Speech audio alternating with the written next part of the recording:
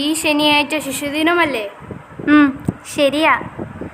കഴിഞ്ഞ വർഷത്തെ റാലി ഓർക്കുന്നുണ്ടോ? പിന്നില്ലേ, എന്ത് രസമായിരുന്നു. ഫാൻസി ഡ്രസ്സും ഒക്കെ ഉണ്ടായിരുന്നില്ലേ? ഇതെന്താ നിങ്ങൾ ഇവിടെ ഇരിക്കുന്നത്? ഞങ്ങൾ ശിശുദിനത്തെക്കുറിച്ച് പറയുകയായിരുന്നു.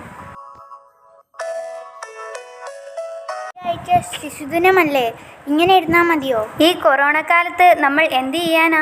ഒരു സംശയമുണ്ട്. എന്തുകൊണ്ടാണ് നമ്മൾ ജവഹർലാൽ നെഹ്റുവിൻ്റെ ജന്മദിനം ശിശുദിനമായി ആചരിക്കുന്നത്? ചാച്ചാജിക്ക് കുഞ്ഞുങ്ങളെ ഒത്തിരി ഇഷ്ടമായിരുന്നു, അതുകൊണ്ടാണ്. ചാച്ചിയുടെ കോട്ടിൻ്റെ പോക്കറ്റിലെ റോസാപ്പൂ പിൻ ചെയ്ത് വെച്ചിരിക്കുന്ന കാണാൻ എന്ത് രസമല്ലേ? ചാച്ചാജി ജപ്പാനിലെ കുട്ടികൾക്ക് ആനക്കുട്ടി അയച്ചു കൊടുത്തിട്ടുണ്ട്. ഞാൻ കേട്ടിട്ടുണ്ട്. ഇന്ത്യയിലെ പ്രശസ്ത വിദ്യാഭ്യാസ സ്ഥാപനങ്ങളായ IIM, IIT, IIS, എയിംസ് തുടങ്ങിയവ സ്ഥാപിച്ചതും അദ്ദേഹമാണ് പ്രാഥമിക വിദ്യാഭ്യാസം സൗജന്യമാക്കിയതും സ്കൂൾ ഭക്ഷണ പദ്ധതിയിൽ പാൽ ഉൾപ്പെടെയുള്ള പോഷകാഹാരങ്ങൾ ചേർത്തതും.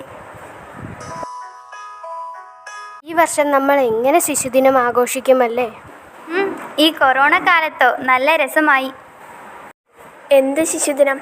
എത്ര കുഞ്ഞുങ്ങളാണ് ഓരോരോ പീഡനത്തിനിരയാവുന്നത്? ശരിയാണ്, ചാച്ചാജി ഉണ്ടായിരുന്നെങ്കിൽ സങ്കടമായേനെ. കുഞ്ഞുങ്ങളാണ് നാളെയുടെ വാഗ്ദാനമെന്ന് എല്ലാവരും മനസ്സിലാക്കിയിരുന്നെങ്കിൽ എന്ത് നന്നായേനെ. പെടാതെ വാ, നമുക്ക് പോയി ആ മുറ്റത്ത് ആരും കാണാതെ ഓടിക്കളിക്കാം.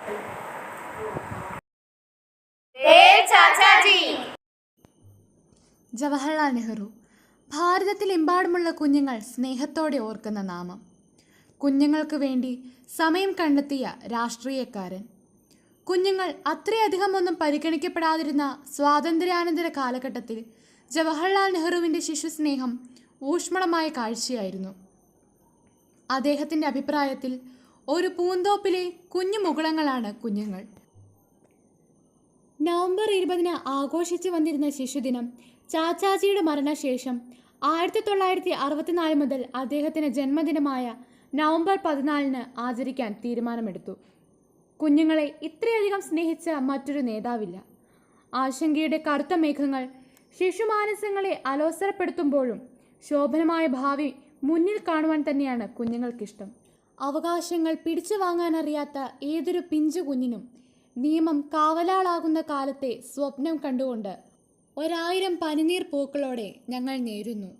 Happy children's day. Hairs together, happy together on children's day.